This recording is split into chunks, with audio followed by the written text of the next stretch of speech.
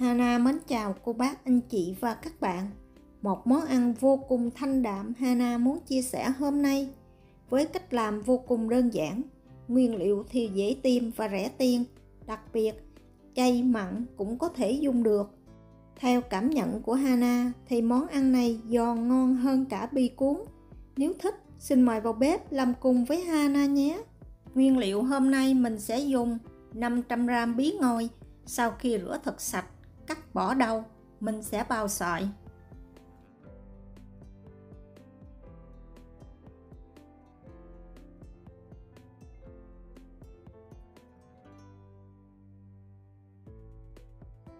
Bí ngòi sau khi bào xong, mình cho vào một cái tô lớn.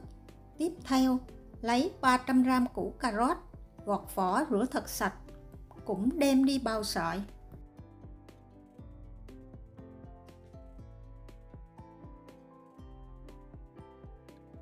Sau đó cũng cho cà rốt vào chung với bí ngòi.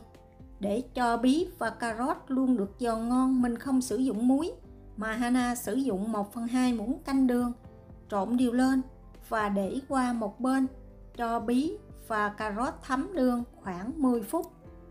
Nấm mèo thì Hana sử dụng 15g nấm mèo. Sau khi rửa thật sạch, ngâm nước ấm cho nở. Sau đó rửa thêm một lần nữa và cũng đem đi cắt sợi.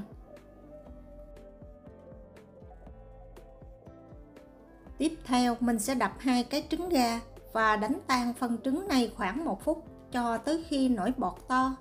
Nếu cô bác, anh chị và các bạn ăn chay, mình không ăn trứng thì mình có thể thay trứng gà bằng tàu hũ, ăn cũng rất là ngon.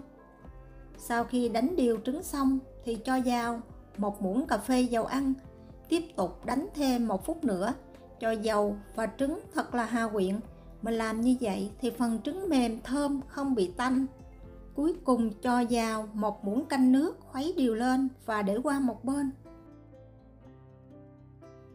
Bắt một cái chảo không dính lên bếp, cho vào chảo 3 muỗng canh dầu ăn và đun nóng phần dầu này lên. Khi dầu nóng thì cho hết phần trứng vào, để khoảng 2 phút, cho tới khi phần trứng hơi đặc lại phía dưới thì mình dùng đũa khuấy đều. Làm như vậy trứng tạo ra miếng to, không bị nát. Tiếp tục đảo đều cho tới khi trứng đặc lại. Sau đó mình sẽ múc phần trứng này qua một bên. Nếu cô bác, anh chị và các bạn cho dầu giống như của Hana thì phần trứng này rất là mềm và thơm. Dầu ăn còn lại trong chảo thì mình tiếp tục cho 1 muỗng canh hành tím vào, phi cho tới khi hành vàng và thơm. Sau đó cho nấm mèo cắt sợi vào, xào khoảng 2 phút. Làm như vậy thì phần nấm mèo ăn rất là ngon, không bị hôi mùi nấm. Tắt bếp và để cho phần nấm mèo này nguội bớt. Bí ngòi và cà rốt, sau khi mình ngâm đường 10 phút thì mình sẽ dùng tay vắt bớt phần nước trong bí và cà rốt, giúp cho món ăn mình luôn giòn và ngon ngọt hơn.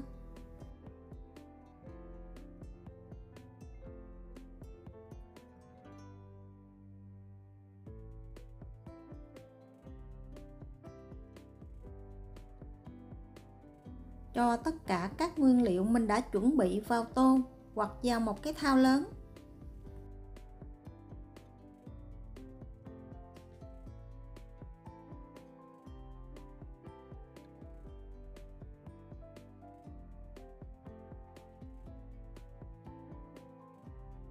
Nêm vào 1/2 muỗng canh nước tương,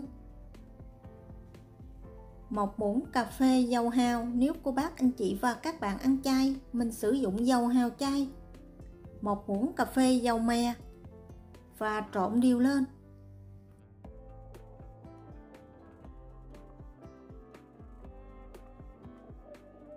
Để giúp nhân có độ kết dính một chút, mình gói sẽ dễ dàng hơn thì Hana sử dụng thêm 1 muỗng canh tinh bột bắp. Mình sẽ trộn đều và để qua một bên.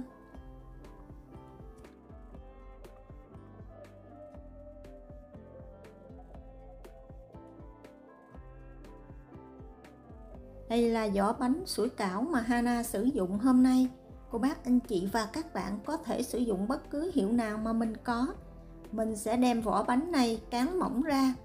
Trước khi cán, vỏ bánh có kích thước khoảng 9 cm. Mình sẽ cán mỏng ra cho tới khi đạt được kích thước là 12 cm.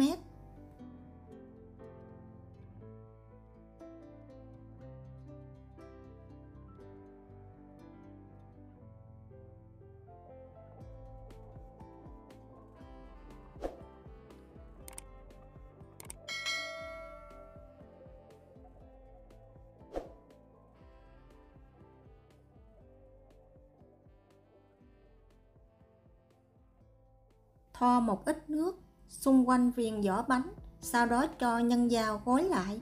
Cách gói giống như mình gói bánh bao, hoặc là cô bác anh chị và các bạn chỉ cần túm lại là được.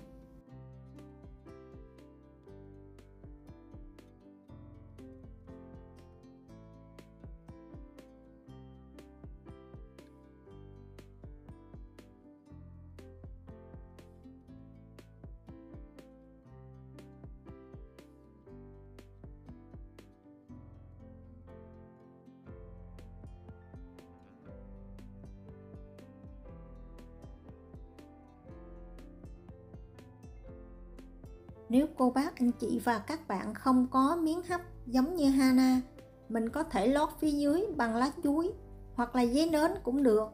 Sau đó cho lên sửng hấp ở lửa vừa 10 phút.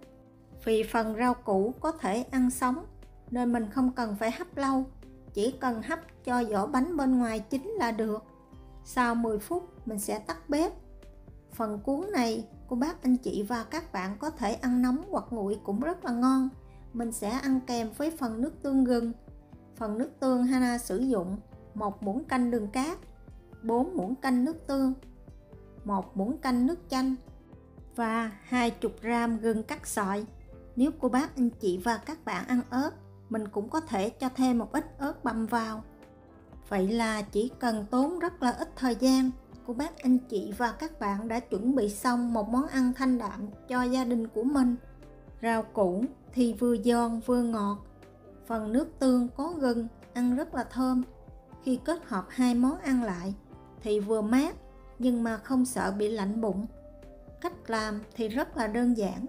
Hy vọng cô bác anh chị và các bạn thích món ăn này. Nếu thích, nhớ đăng ký ủng hộ kênh của Hana nhé. Hana cảm ơn cô bác anh chị và các bạn rất nhiều. Hana kính chúc cô bác anh chị và các bạn nhiều sức khỏe, nhiều niềm vui và luôn thành công trong cuộc sống. Hana xin chào tạm biệt và hẹn gặp lại vào thứ Sáu.